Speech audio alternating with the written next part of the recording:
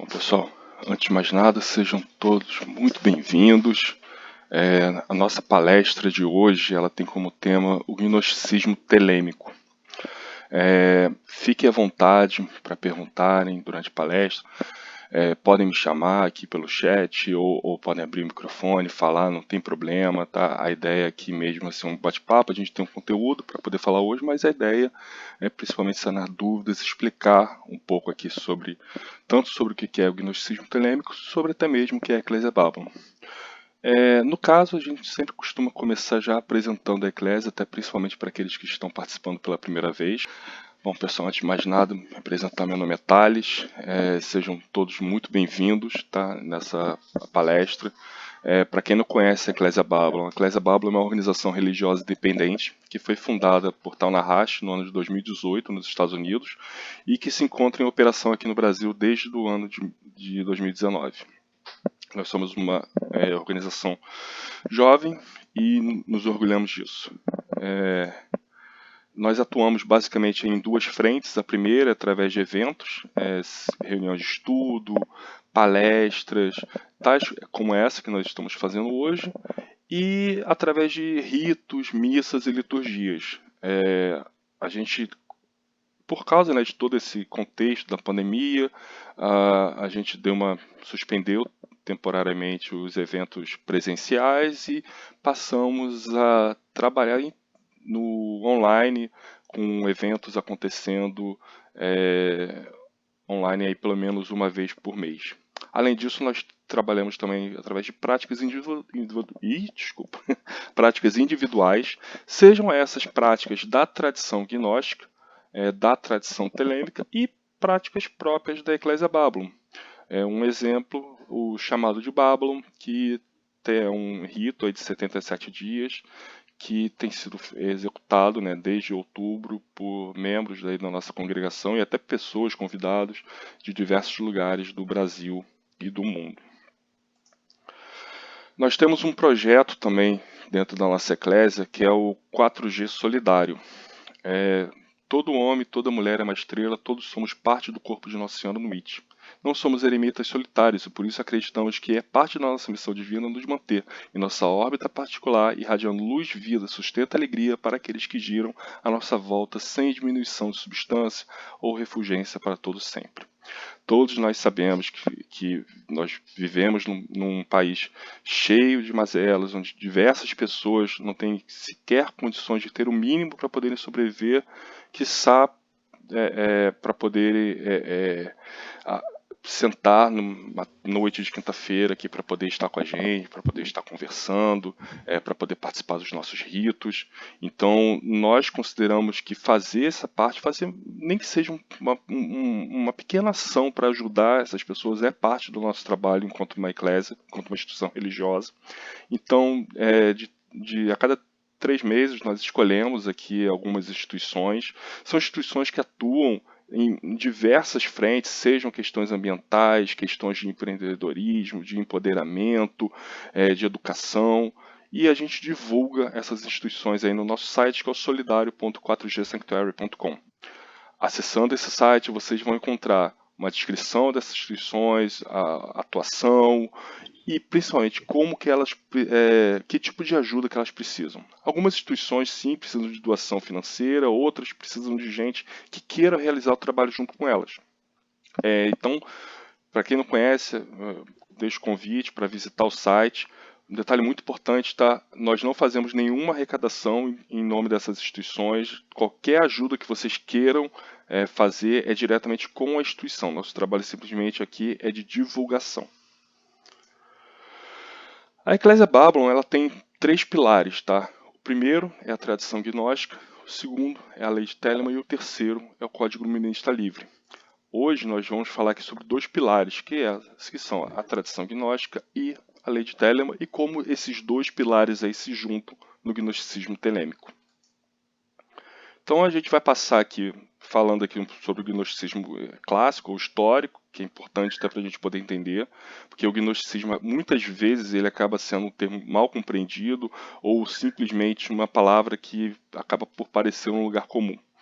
Nós então vamos ingressar também no gnosticismo moderno, né, o gnosticismo contemporâneo, né, o gnosticismo, seja lá o termo que quisermos utilizar.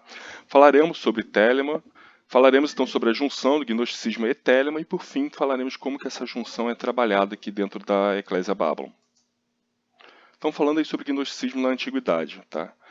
Eu gosto muito de começar, quando eu falo de gnosticismo, usar esse trecho desse livro da Fiorio, que ela diz o seguinte: o gnosticismo costuma surgir e sumir, e reaparece ao longo da história, sem qualquer respeito com a conveniência dos historiadores, que prefeririam um fenômeno mais estável. Esteve vinculado a diversas regiões e religiões, ao judaísmo, ao cristianismo e a um certo islamismo, ao mais antigo hermetismo e ao platonismo tardio.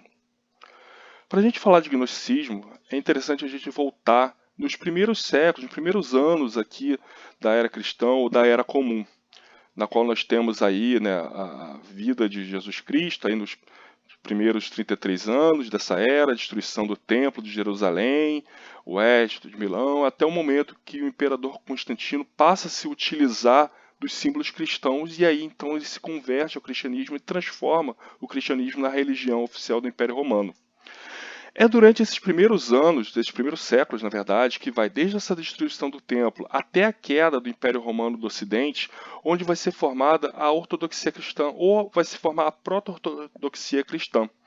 É nesse contexto que vão começar os primeiros chamados padres da igreja vão começar a dar forma àquilo que até então era uma seita, né, ou um pequeno grupo do Oriente Médio que se espalhava aí pelo Império Romano e vai começar a dar cara daquilo ali para se tornar a religião, o cristianismo enquanto religião que nós conhecemos hoje.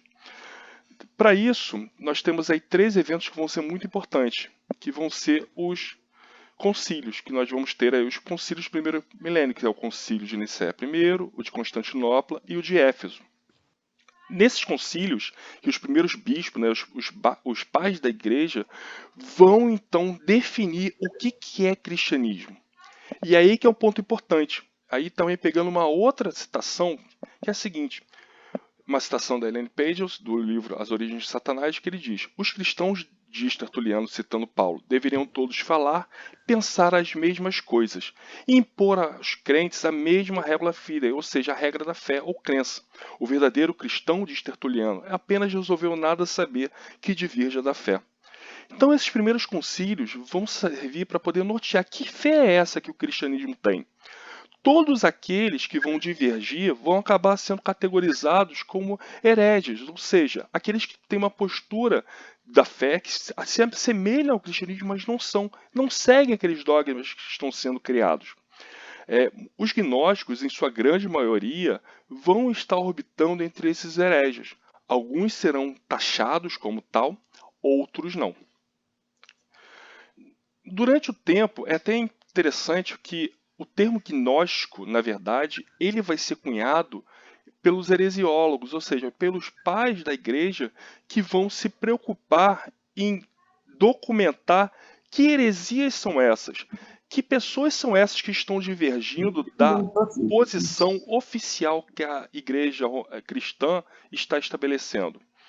É até interessante que o termo gnóstico ele surge no primeiro momento até como algo pejorativo. Ele surge como algo para falar de uma dita sabedoria que aquelas pessoas têm. Não que eles sejam sábios. Se a gente correndo o risco aqui de ser um tanto anacrônico, mas seria tal como se hoje a gente falar que alguém é um sabichão. Aquele fulano ele é um sabichão, ele acha que tem um determinado conhecimento, sabe muito, sabe pra caramba. Não, e era esse sentido. Então, todos esses gnosticismos, e aí é um ponto que eu vou colocar no plural, gnosticismos, eles vão ser diversos entre si. Vão ser várias pessoas, vários nomes que vão chegar e falar assim, olha, aquele ali é gnóstico, aquele ali é gnóstico, aquele ali é gnóstico, mas não vai ter ninguém que vai levantar uma bandeira e falar, eu sou gnóstico. Isso não existe nesse momento. E aí, citando alguns exemplos desses gnosticismos, nós vamos ter Valentim, que talvez aí tenha sido um dos personagens mais importantes, afinal Valentim foi um bispo da igreja cristã dos primeiros séculos.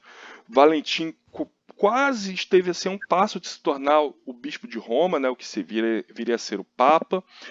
E ele tem uma visão muito particular, que ele vai dizer que Deus se encontra no pleroma ou na plenitude, que por sua vez é formado por eons, né, que são agrupados em pares de 12, 8 e 6 eons, que são esses ijas, que são pares complementares indissociáveis. Ele vai dizer que o último desse eon, que é a Sofia Celeste, ele vai conseguir se desgarrar e vai mergulhar nas trevas, dando origem a uma Sofia terrestre, ou Sofia Ashmot, que ela dará origem ao Demiurgo, capaz por construir esse mundo. E esse Demiurgo vai operar para que esse mundo funcione, impondo a lei e trazendo os profetas para a humanidade e mantendo os arcontes como sendo os responsáveis por manter a engrenagem funcionando. E aí, fazendo um paralelo, o Demiurgo é um grande síndico. Ele constrói, é como se fosse um cara da construtora, que a construtora construiu o condomínio e botou o primeiro síndico por lá para poder regular os primeiros anos. Basicamente é como se fosse isso, e os arcontes são os zeladores desse mundo. É esse Demiurgo também que é responsável por criar o corpo humano, que vai receber a inteligência de Sofia e o sopro da vida do pleroma para poder então ganhar a vida. Outro gnóstico que também vai ser muito famoso vai ser Basilides, que vai dizer que a matéria e o universo material são maus e que o Deus do Antigo Testamento, na verdade, ele é um arconte mal orientado ou uma divindade menor. Ou seja, são dois gnósticos, mas com visões de mundo diferentes. Nós vamos ter aí os cainitas, que vão falar que Caim representava a força do Deus verdadeiro, e que Abel era a fraqueza do Demiurgo. Vão dizer que Judas, e os cainitas vão trazer aquela questão de que Judas já conhecia o plano, e por isso ele não foi um traidor, na verdade ele era o cara escolhido para fazer a missão mais difícil. Nós vamos ter Carpócrates, que vai dizer que para retornar ao mundo espiritual, o ser humano precisava experimentar todas as condições possíveis na vida terrestre. Né? E que, se a gente for olhar os escritos que os heresiólogos colocavam sobre Carpócrates, vão basicamente dizer, em termos modernos, que ele estava justificando uma suruba. Enfim, boa parte do que esses gnósticos escreviam a gente não tem fontes primárias, nós não temos o que eles escreveram de fato, nós temos, às vezes, coisas que os sucessores, os discípulos deles escreveram, ou coisas que os heresiólogos escreveram para poder documentar, para falar assim, olha, eu estou falando que esse cara é um herege por causa disso, disso, disso, disso e disso. O ponto é que quando a gente olha, a gente observa que esses ditos gnósticos eles não formavam um corpo homogêneo e muitas vezes o conceito de um ele seria incompatível com o conceito de outro. E como eu disse, por exemplo, Valentim, em nenhum momento ele chega a ser considerado um herege. Ele é até descrito pelos heresiólogos, mas ele não cai nessa categoria. Já os discípulos dele, sim.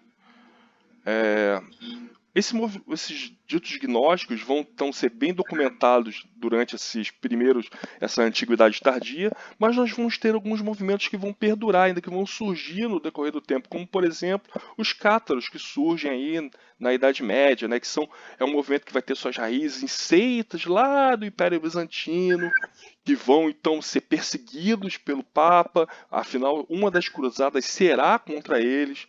Eles vão ter uma visão muito ascética do mundo, no sentido de olhar de que os seres humanos eram anjos que foram enganados por Satanás e aprisionados no corpo humano. Eles vão ter uma visão muito dualista entre um Deus bom do Novo Testamento, do Deus mau do Antigo Testamento, e vão ter uma estrutura ali sacerdotal que não vai estar alinhada à estrutura da Igreja Romana. Os cátaros são muito famosos porque ontem mesmo estava passando naquele programa O Mundo Visto de Cima do GNT, eles eram na França e estavam mostrando ruínas dos castelos, o Iron Maiden escreveu músicas sobre os cátaros, eles são, por ter mais material, mais documentação, eles acabam sendo personagens mais presentes. Mas que vocês veem também que tem uma visão que já é bem diferente daquela visão que foi colocada na antiguidade. Vocês sempre lembrando, os gnósticos nunca formaram um corpo homogêneo. Passando aí para o gnosticismo contemporâneo, tá? E aí avançando já séculos à frente, pulando para o século XIX. A gente vai ter aí alguns personagens que vão ser importantes para esse nascimento do gnosticismo ou neognosticismo. Só lembra, um ponto importante aqui é a palestra, né? O ideal, o propósito aqui não é a gente detalhar gnosticismo tão a fundo, então alguns conceitos aqui eu estou passando de forma mais rasa, apenas para a gente poder entender o fio da meada. Vão ter, obviamente, que entre os cátaros e entre esse movimento aqui do final do século XIX, vão ter outros personagens que vão surgir, mas aí a gente deixa para um outro momento para falar sobre eles. Bom, o primeiro personagem que a gente fala aqui do século XIX é Marie de Sinclair, que era membro da Sociedade Teosófica. Ela era uma admiradora do trabalho de Kardec, que patrocinava as sessões espíritas e espiritualistas na França. Ela era uma aristocrata britânica, então ela chegou a viajar ao mundo, viajou até Nova York para se juntar à Sociedade Teosófica. Posteriormente, até quando Madame Blavatsky vem a falecer, ela se assume para a presidência desse grupo, e ela vai ser a patrocinadora do espaço que vai permitir esse surgimento do gnosticismo, através de uma pessoa que é Jules Doinel, que era bibliotecário, maçom e que frequentava essas sessões. E foi ele que começou a ter o primeiro contato, através do ofício dele, enquanto bibliotecário. Ele trabalhava na biblioteca de Lyon. A cidade de Lyon era uma cidade, quando a gente olha assim, os movimentos espiritualistas na França, século XIX, início do século XX, é uma cidade que é muito... foi muito efervescente nesse sentido. A Biblioteca de Lyon guardava diversos documentos, vários documentos cátaros. Então ele encontra um desses documentos, faz a tradução, faz a leitura, e aí ele fica admirado por aquele grupo, e aí ele passa a tentar contato com o gnóstico, ou passa a ter contato com espíritos desses antigos gnósticos através dessas sessões patrocinadas pela Marie de Sinclair. Em determinadas dessas, ele começa a assistir, essas visões começam a ser cada vez mais frequentes, até que em 1888 ele tem uma visão de um éon, do éon Cristo, que vai então consagrá-lo como bispo primaz dos albigeneses, que era um dos nomes pelos quais os cátaros eram conhecidos.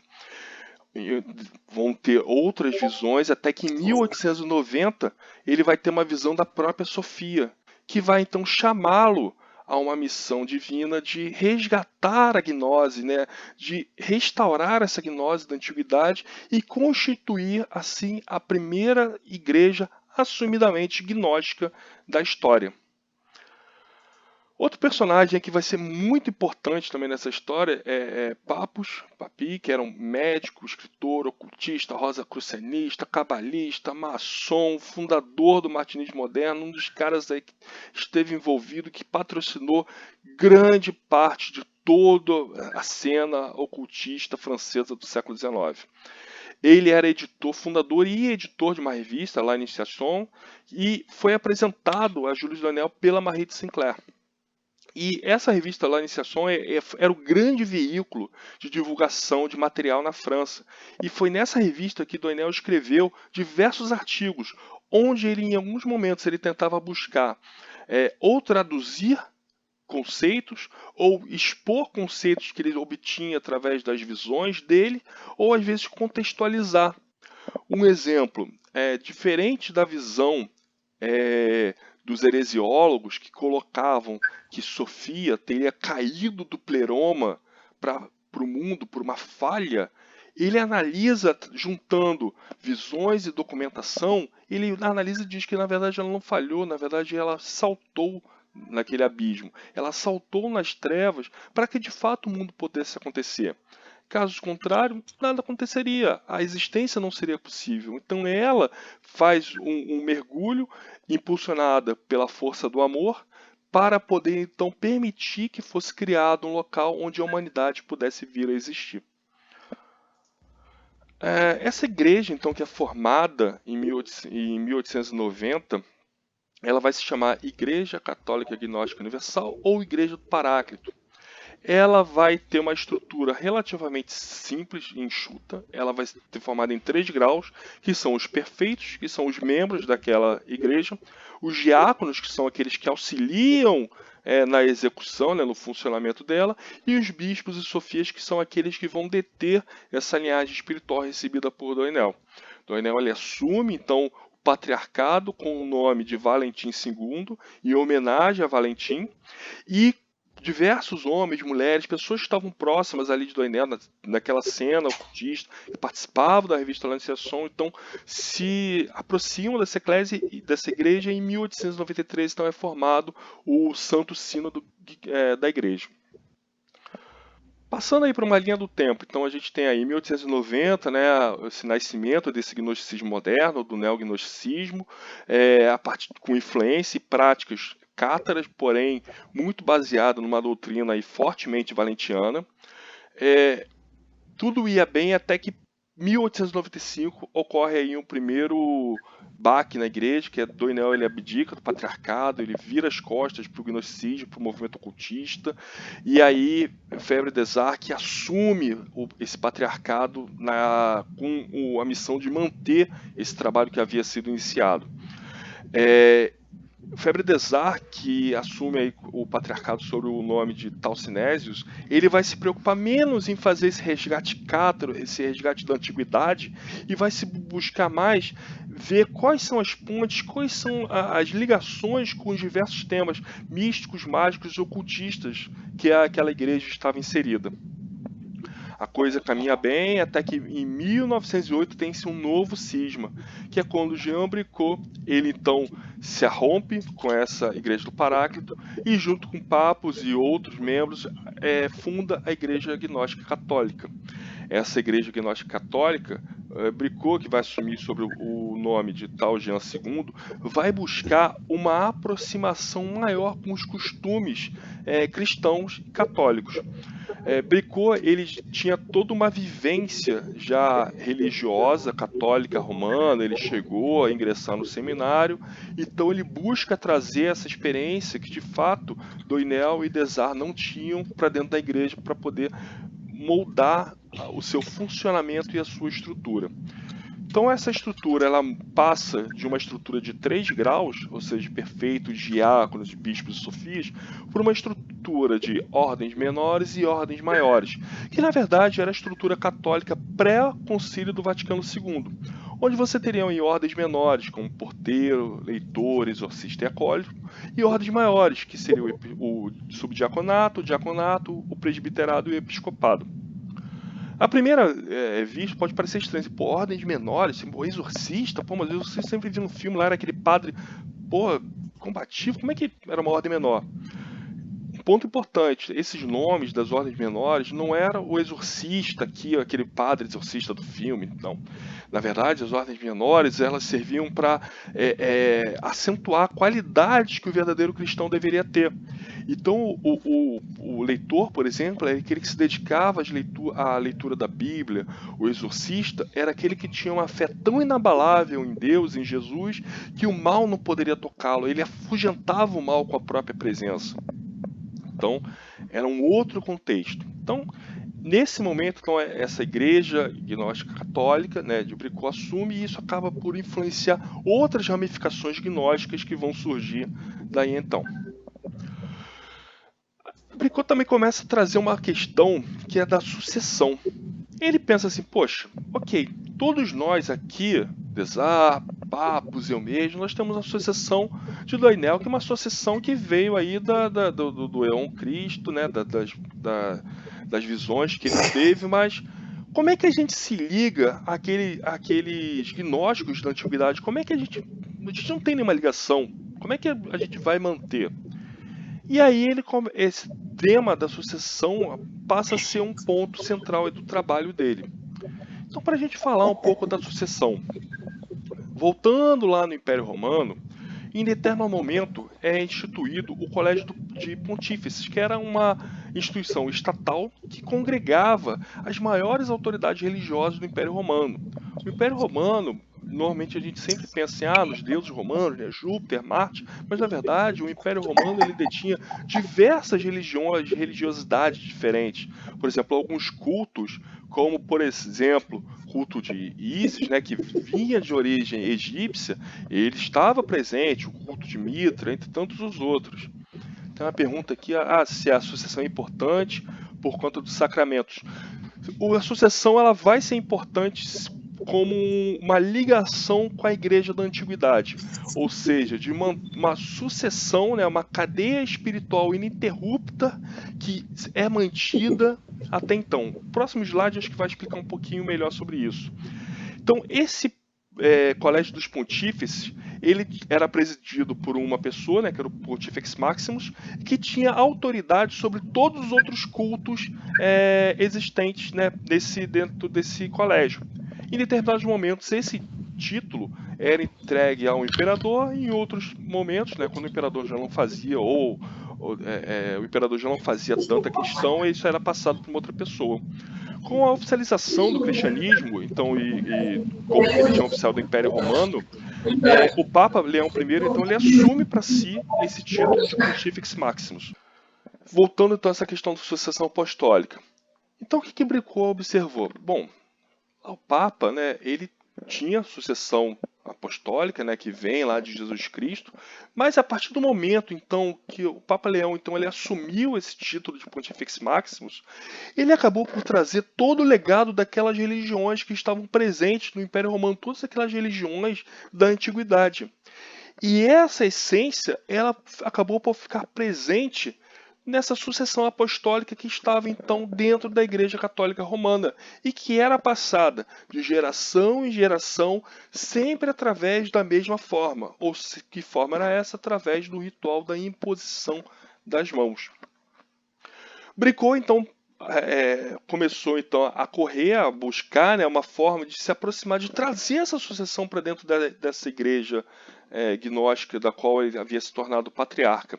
Para isso ele contou com o apoio de Monsieur François, que era um bispo da igreja síria jacobita ortodoxa e bispo da igreja católica independente do Ceilão, Goa e Índias, que havia sido ordenado numa sucessão que via até Joseph Villate, que era bispo da Igreja Cristã Católica da Suíça, da Igreja Episcopal Americana, e que em determinado momento chegou inclusive a ser bispo da Igreja Católica Apostólica Romana.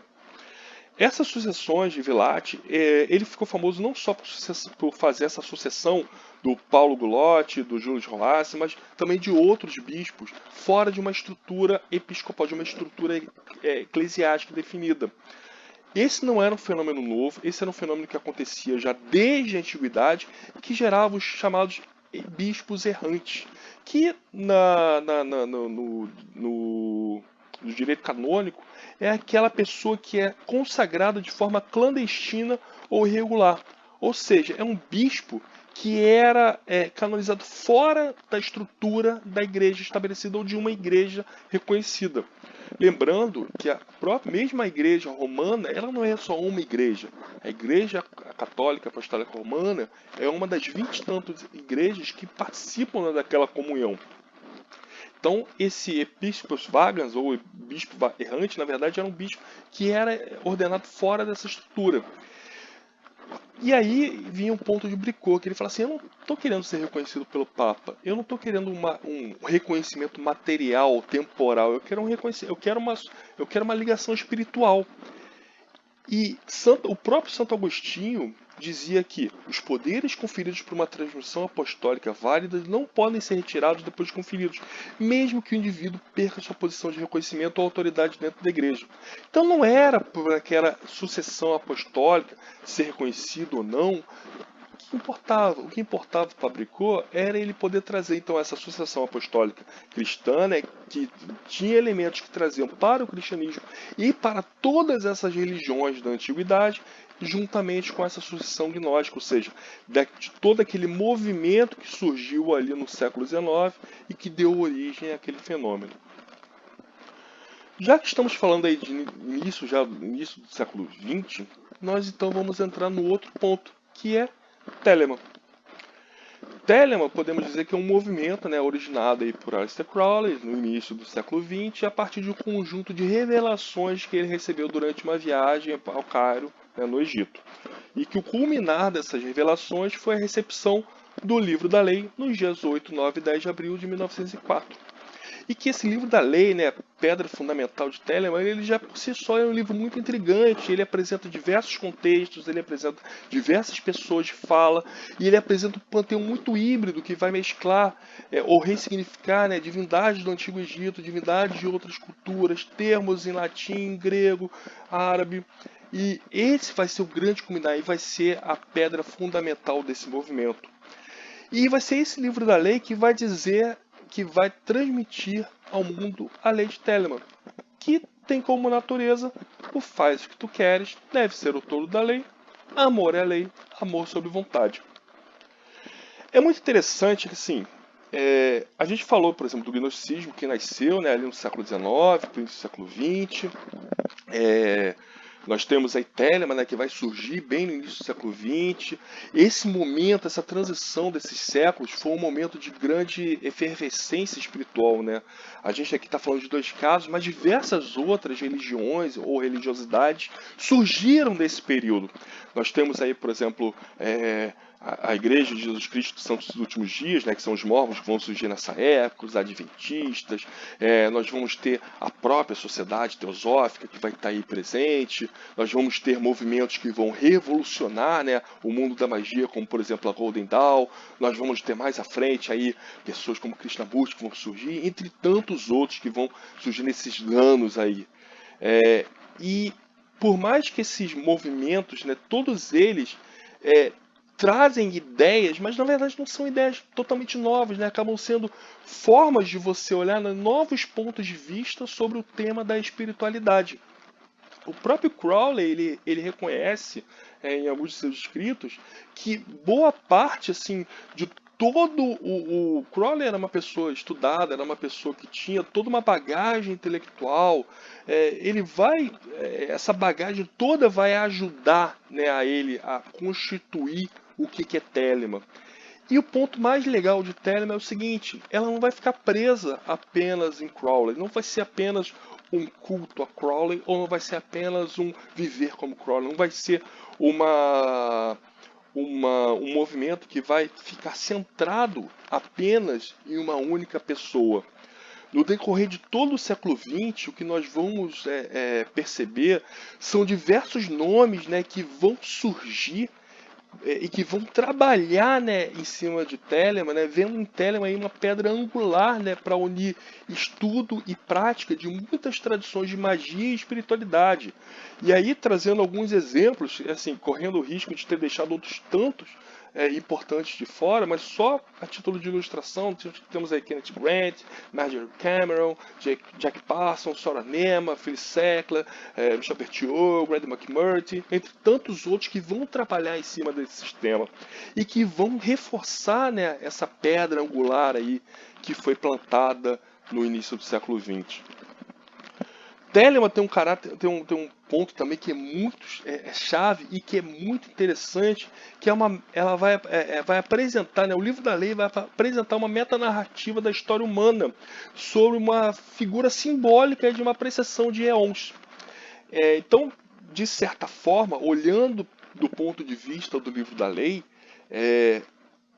o novo Eon que se iniciou, né, em 1904 com a recepção daquele livro, que é o Eon de Horus, né, que a gente costuma chamar de o novo Eon, né, o Eon da criança coroada e conquistadora, é o Eon que vai nascer a partir da purificação ou do Eon passado, que era o Eon de Osíris, que estaria ligado àquela visão do Deus que morre e renasce, né, do Deus Sol.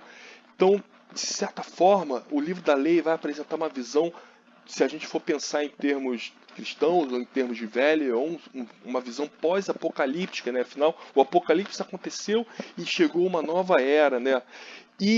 Mas apesar dessa metanarrativa ter aí uma função simbólica, pedagógica, né, até para a gente poder entender a evolução do pensamento, a grande chave da coisa Não é simplesmente parar e falar, não, isso é velhão, não quero, isso é velhíssimo, não, só quero noveão, quero... Não. A grande chave dessa precessão, né, de eons é mostrar mudança, mostrar evolução, mostrar que o mundo não é estático, que a espiritualidade não é estática, mostrar que isso está em constante evolução, tal como o nosso ponto de vista enquanto seres humanos também está ou deveria estar. Então, logo, estar aberto à mudança é parte fundamental para a evolução espiritual do indivíduo. Nós temos aí também dentro de Telemann alguns conceitos que são muito interessantes e que são importantes, que vão nortear, assim, que vão chamar a atenção e que vão ser desenvolvidos por esses autores e entre tantos os outros, como por exemplo a própria questão, né, da natureza da lei, né, que é o faz o que tu queres, ou seja, que é de cada pessoa deve buscar o seu verdadeiro caminho, buscar a sua verdadeira vontade. Amor é lei, amor sob vontade, que esse amor, que é aquele mesmo amor que já foi falado tantas vezes, por tantos nomes, em tantas religiões, né, que vai ser esse grande motivador, mas condicionado por essa verdadeira vontade, que seria o grande propósito, né, a grande inspiração. Vai dizer também que todo homem, toda mulher é uma estrela, ou seja, que todo indivíduo ele contém dentro de si a centelha divina que permite a ele entender o seu propósito dentro da existência, para aí então se posicionar, né, como uma estrela numa órbita, emanando luz, vida, amor e liberdade, porém sem risco de choque. Telemann também no decorrer de toda essa evolução, né, que vai acontecer, né, tanto com Crowley quanto pós-Crowley, vai trazer aí também a questão da conversação, né, do sagrado anjo guardião, que Crowley identifica aí como sendo, né, o próximo passo da humanidade, né, que seria o contato com esse gênio pessoal, né, com esse espírito, né, que atende ao caráter mais fundamental do indivíduo, que é a sua verdadeira vontade.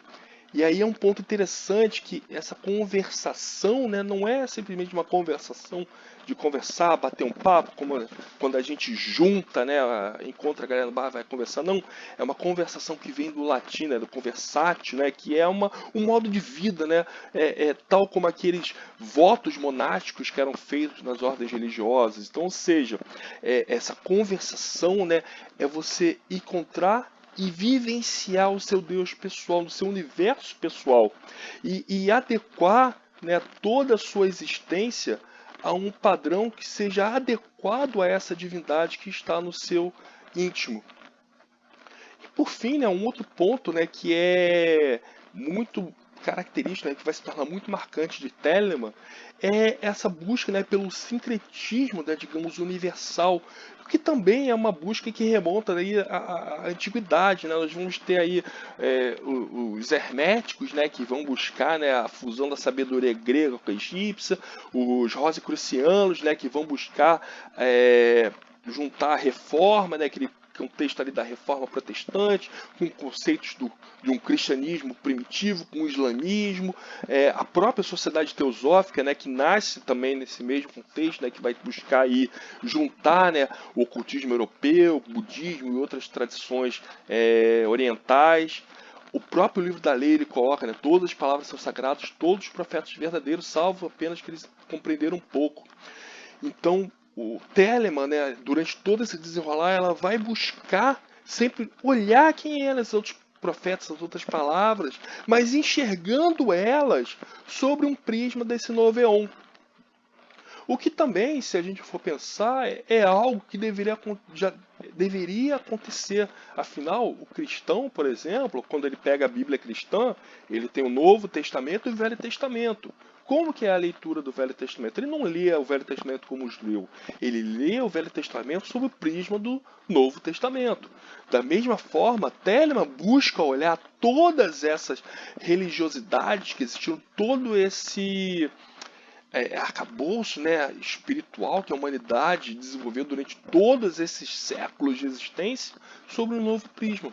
O que às vezes até pode soar um tanto estranho, né, para aqueles que buscam, né, uma pureza, uma autenticidade, uma coisa assim, não, isso aqui não é. Telemann vai sempre buscar trazer esses elementos ressignificados ou sobre um novo ponto de vista. E aí, olhando, né, como é que essas duas coisas estão se juntam, né? Você tem ali o gnosticismo, né? O gnosticismo que vai surgir ali no século XIX, século XX, tem Telema que vai surgir aí no século XX. Como é que essas coisas se juntam? Tá? Então vamos entrar aí nesse gnosticismo telêmico. Como a gente falou lá, a gente teve, né, na igreja gnóstica, tivemos lá Bricô, Papos, né, com a igreja católica gnóstica. Em determinado momento ali, Papos, então, sagra Theodore Rus, né, que era o fundador de uma academia maçônica, como bispo da igreja gnóstica católica.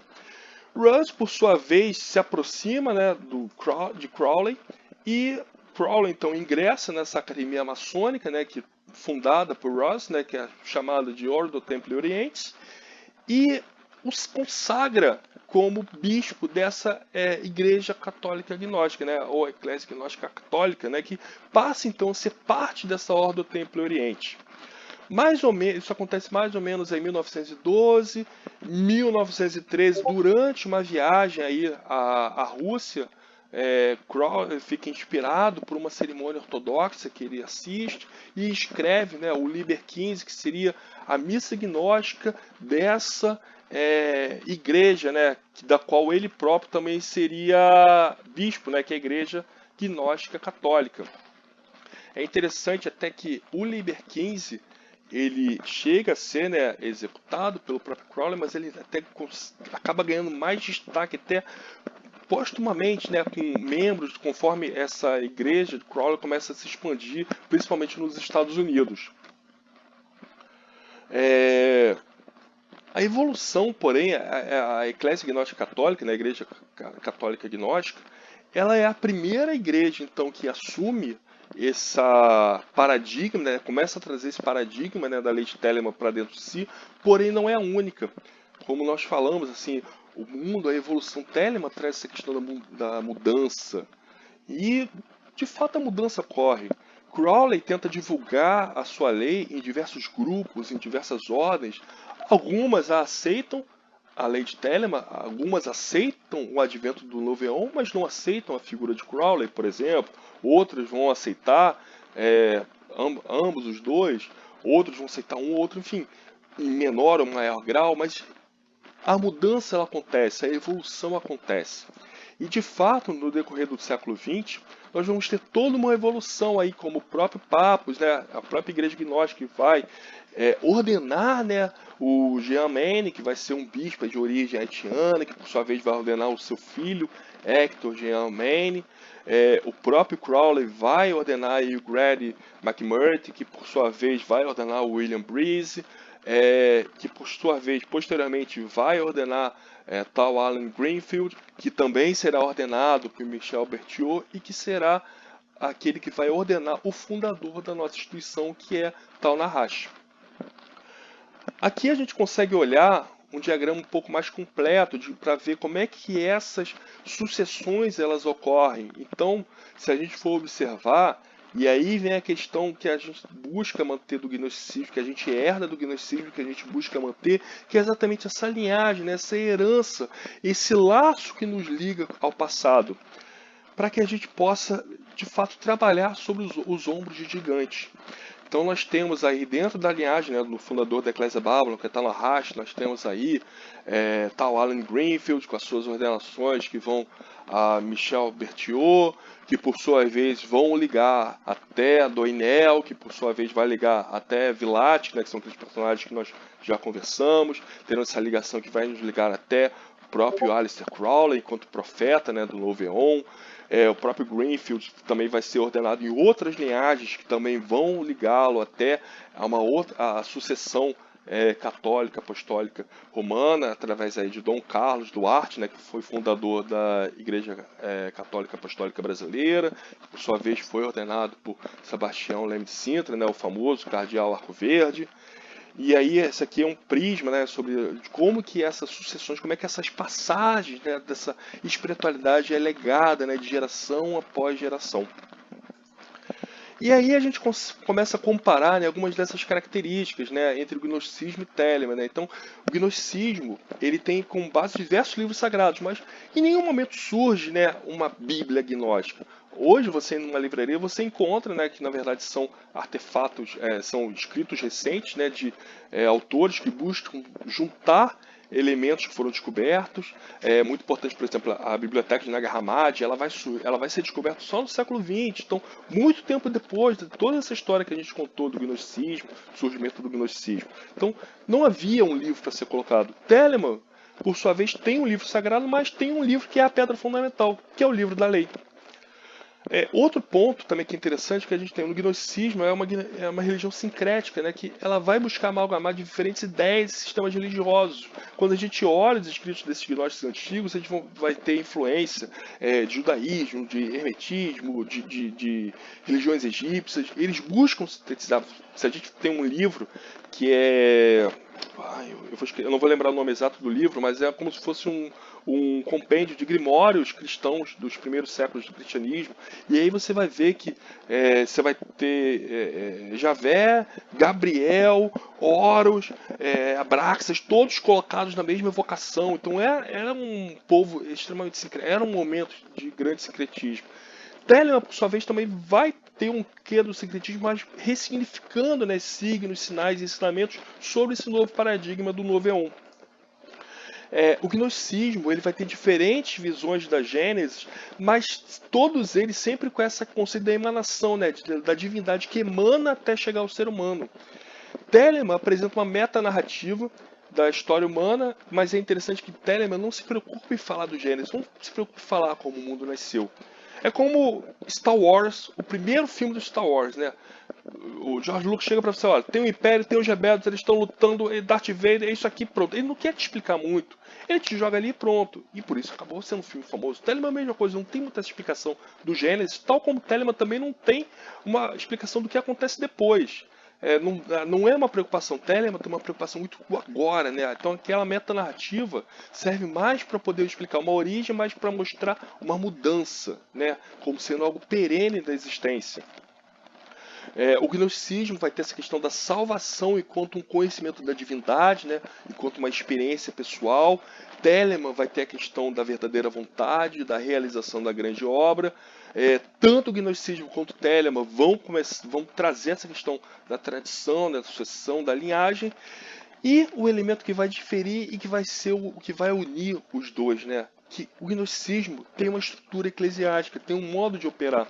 Já Telemann é uma filosofia religiosa que pode ser adotada por diversos modelos de organização, tal como você vai ter estruturas, né, que não vão se dizer gnósticas, vão se dizer que estruturas de ensino, que vão se dizer telêmicas, estruturas mágicas, vão dizer que até telêmicas. Telemann não necessariamente condiciona, né, a uma estrutura religiosa, e o gnosticismo vai ter. Então esse vai ser esse grande ponto onde os dois vão poder se somar, ou seja, Telemann e gnosticismo caminhando juntos enquanto o gnosticismo telêmico. Entrando então dentro da estrutura da Eclésia Babylon, né? Como é que é esse gnosticismo telêmico aqui dentro da nossa Eclésia?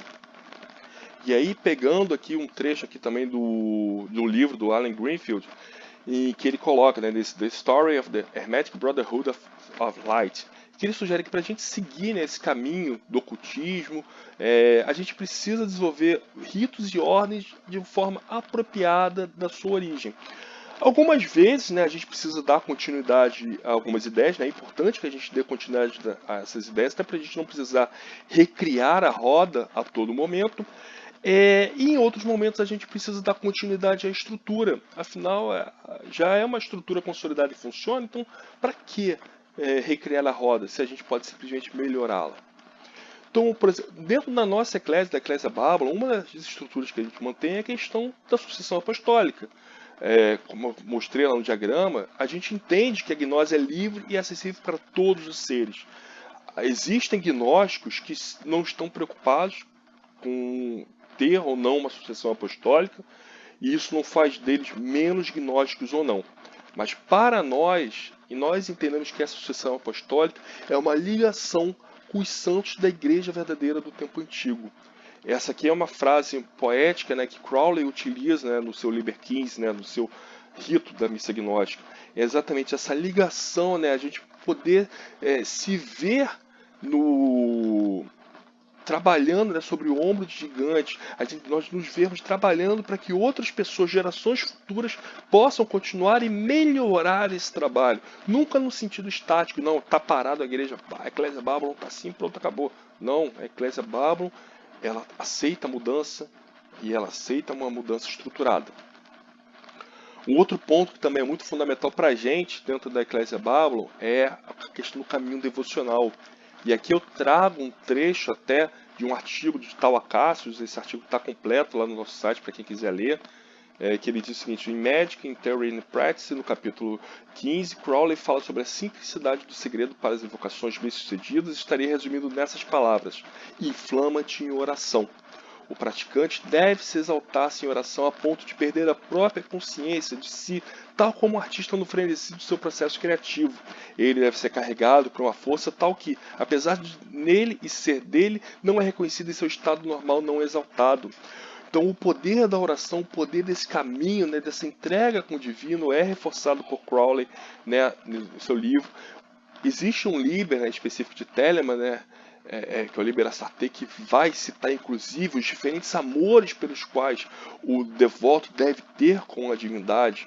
E a gente reconhece dentro da nossa eclésia essa continuidade. Afinal, quando a gente olha nomes aí do ocultismo francês, como por exemplo Louis-Claude Saint-Martin, que vai dizer, né, da importância da oração, de como aquilo ali é tão fundamental para o desenvolvimento espiritual, né, do ser. Outro ponto também que nós vamos ter aqui de continuidade, né, dentro da nossa eclésia é a questão do credo. Que o que é um credo? Né? É a declaração das crenças compartilhadas da comunidade na forma de uma fórmula fixa, que resume os seus princípios fundamentais.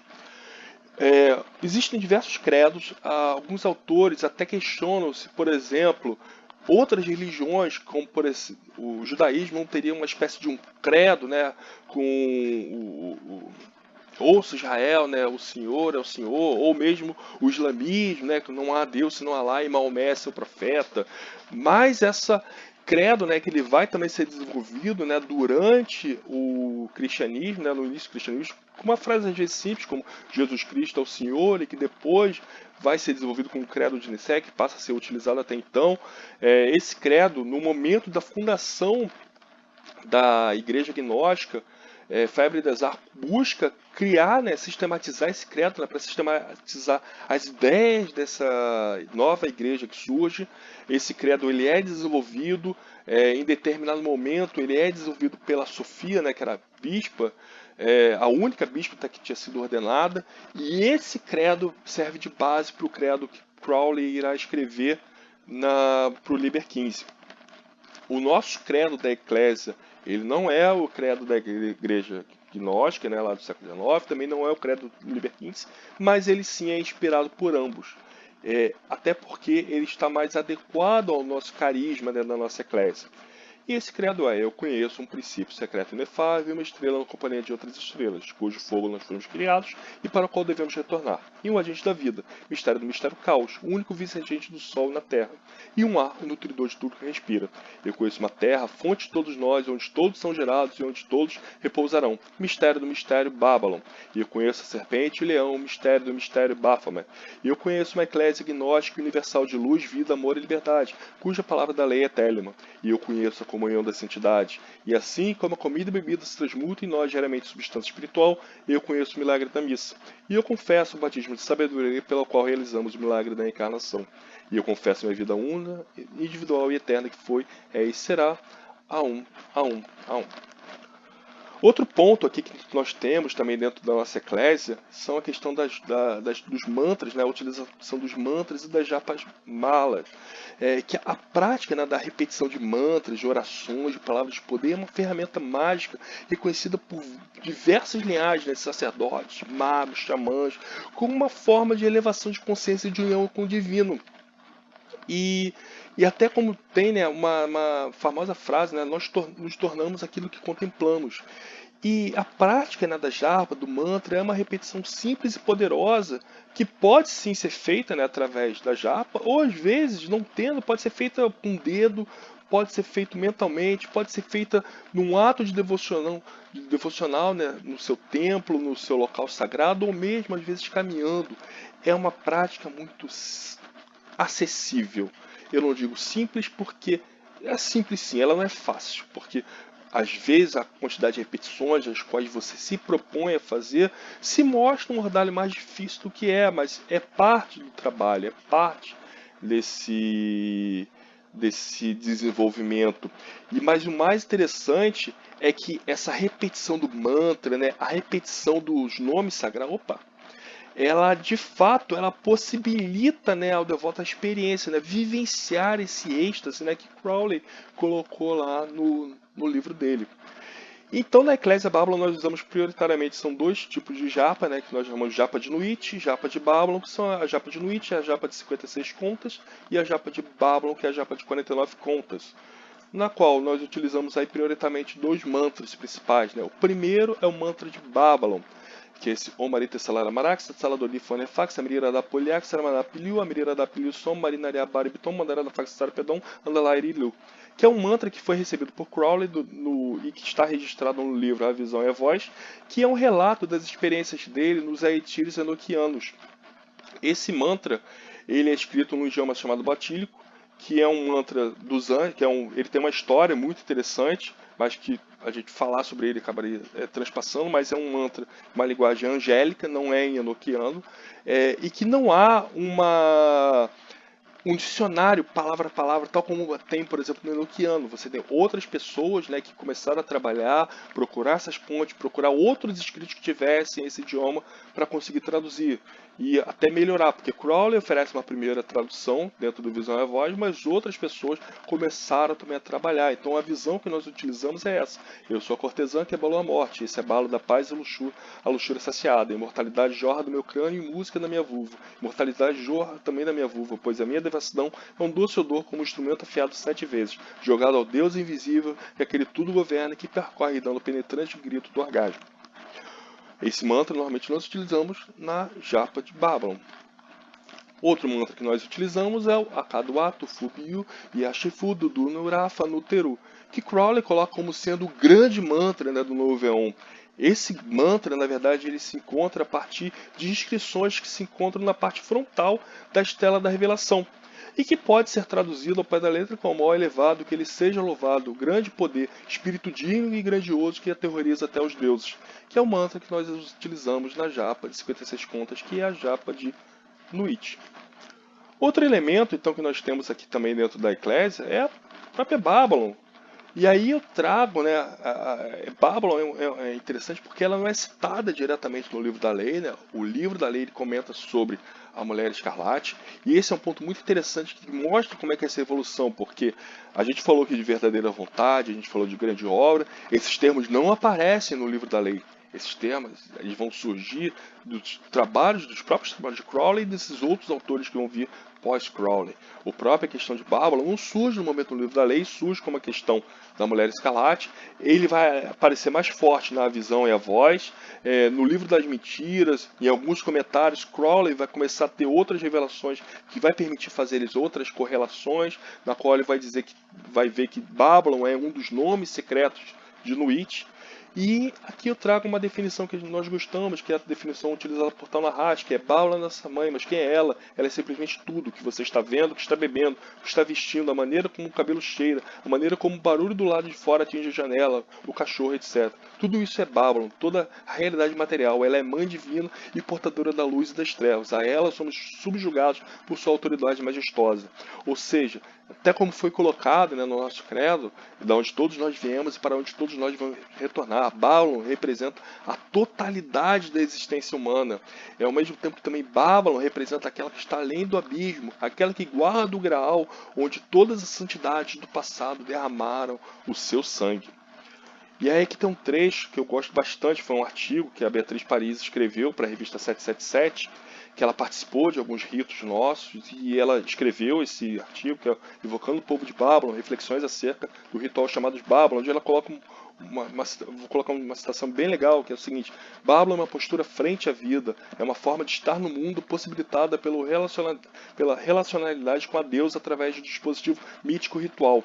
Essa relacionalidade se dá através do êxtase, da comunhão com Bábalo, da liberdade do desejo, mas ela também se coloca como a mãe, a irmã, a parceira. Bábalo é um aspecto do ser, está dentro de nós ao mesmo tempo que está dentro de nós, é um outro. Ela se entrega estaticamente ao praticante, mas pede o mesmo deste, isto é, uma mudança de postura. Babylon oferece um horizonte mítico ritual que possibilita um estar no mundo, outro mediado por valores como a liberdade. Ou seja, Babylon representa toda essa totalidade e Babylon representa ainda aquilo que está no porvir. Babylon, para nós, ela é ao mesmo tempo uma egrégora e, embora ela possa ser personificada de forma antropomorfizada, para facilitar o nosso entendimento, ela também é toda uma egrégora da existência.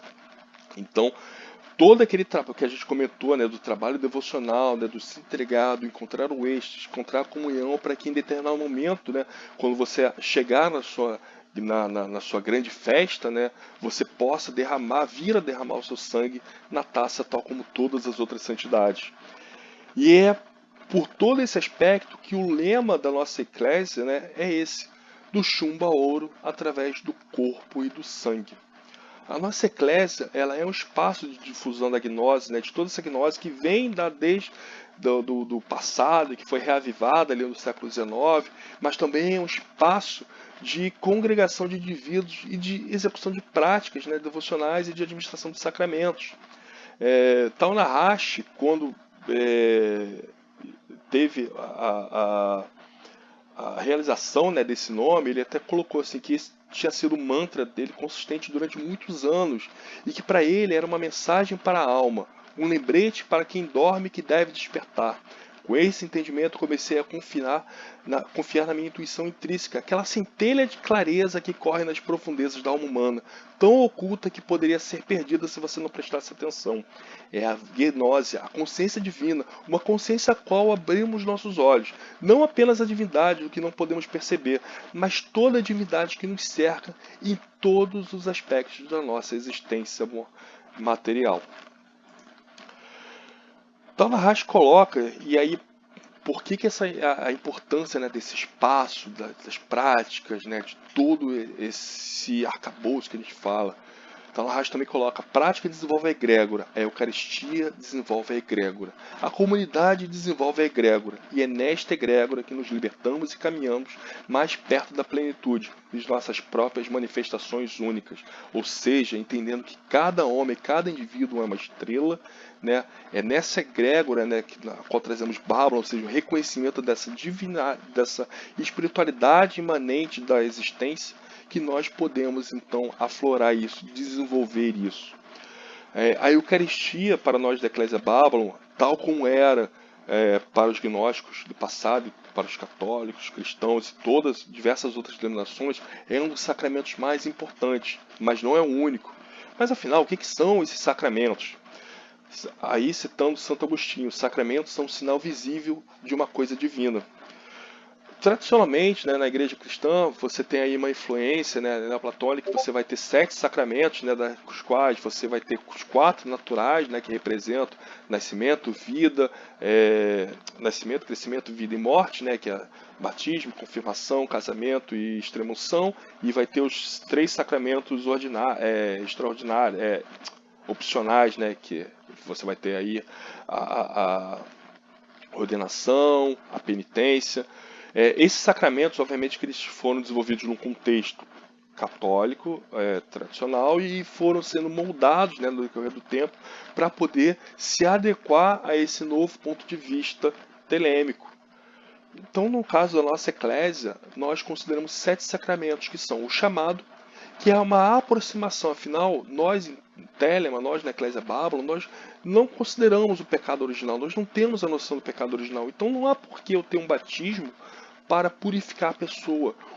Nós acreditamos sim que banhos de purificação, banimentos, essas práticas elas existem, são poderosas e devem ser executadas sempre, não apenas uma única vez na vida. primeiro sacramento para nós é um chamado, ou seja, é a criança buscar pelo divino, buscar pela divindade, buscar pela espiritualidade. E aí essa é o propósito desses 77 dias chamados de Bábalo, ou seja, você chamar pela espiritualidade e a espiritualidade te responder. Uma vez que a espiritualidade te responda, tem-se assim o segundo sacramento, que é a declaração do credo, ou seja, que é a manifestação da vontade do indivíduo que diz estar em conformidade, sua vontade com a vontade da Eclésia, e que é uma resposta, né, humana à revelação divina. Então o segundo sacramento é a divindade, ele chamou pela divindade, a divindade respondeu, e aí aquele indivíduo já não é mais uma criança, ele está apto a expor a sua própria vontade. Temos aí também a união das almas, né, que é a expressão mágica do processo que continuamente cria o universo, que é o amor sobre vontade, é a união dos seres, independente de qual seja essa configuração. Temos o reforço das almas, né, que pode ser tanto uma bênção aos afortunados quanto um conforto aos necessitados. Temos a marca divina, né, que é o comprometimento, né, do indivíduo para com a espiritualidade, com a divindade, com a grande obra. Temos a Eucaristia, né, que citamos, né, que é essa comunhão da matéria e do espírito. E temos em si a ordenação, né, que é, mais uma vez, essa gnose é livre e disponível para todos, mas nós entendemos que a continuidade desse trabalho iniciado por homens e mulheres do passado, que derramaram o sangue na taça de Nossa Senhora Bábalo, é importante, por isso a gente se preocupa em querer manter esse legado.